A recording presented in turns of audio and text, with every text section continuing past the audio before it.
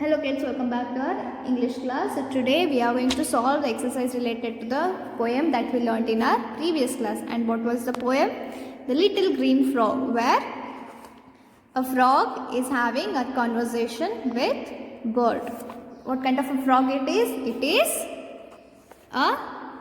It is a frog with sleek speckled black and two bright yellow eyes. It is sitting by a quite little stream on an old mossy log. Then the bird warns the frog to be careful, otherwise it could fall in the water. Then the frog says, "Don't worry, I can swim."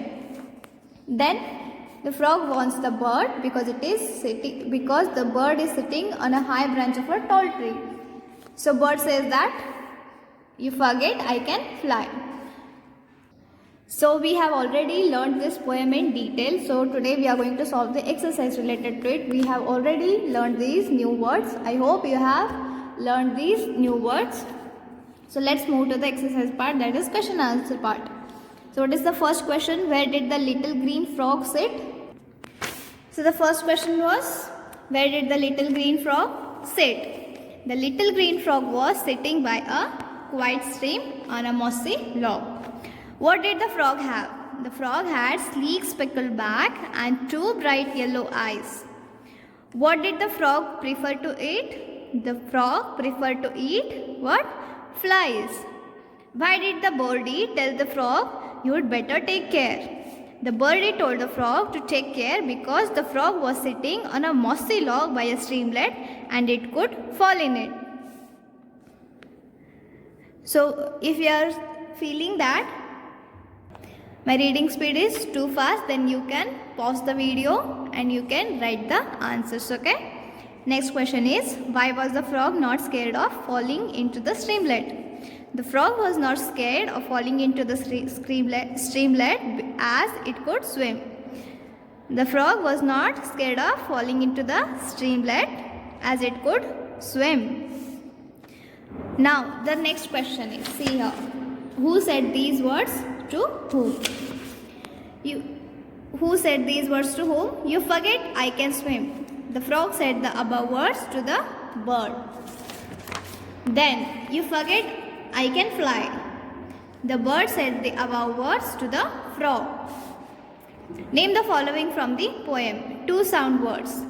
Chip chip. Three living things. Frog, bird, flies. Four adjectives: bright, yellow, quiet, mossy. Five verbs in simple past tense: sat, selected, croaked and chirped. Now next one is activity language development part. Read the given pairs of homophones. Words in each pair have same sounds but they have different meanings. What are homophones? Two words which sound similar but they have different meanings and spellings too.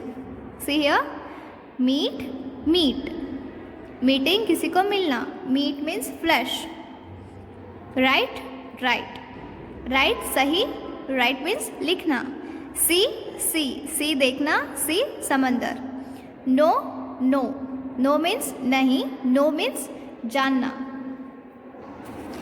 Then other words are hair, hair, where, blue, blue, blue, here, here, dear, dear, not, cord, beat, beat. So they all have different meanings but these pair of words sound similar. Fill in the blanks with the correct words from the brackets.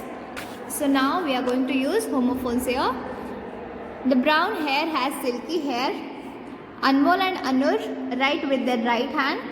There is not a single knot on the rope. Najma blew in the blue colored candle placed on her birthday cake. We could see the sea from the window. Make meaningful words by adding prefix and suffix to each root word. And see here, write the new words. Two examples have been done for you. Rewrite: nonsense, preschool, triangle, interview, subway. Tourist, goodness, fastest, enjoyment, friendship, quickly. This one we have written here. Actually, we need to write it here, and this one is here. From the above list, find the words that mean the following. An underground passage, subway, one who travels for pleasure, tourist, for early childhood, preschool, a formal meeting, interview, being friends, friendship, achieved in relatively very quick time. So this is enough for today's class, kids. In next class, we will learn about singular and plural, ekvachan, bahuvachan. So in singular and plural, we'll learn what words to add to the main words to get the plural of singulars. Okay. So in today's class, we have, what have we done? We have solved this exercise of answering the following questions, then who said to whom, and we also learned about homophones. So I'll share some pictures of homophones. What you need to do, you need to read them. Okay. So we'll meet in next class. Till then, take care.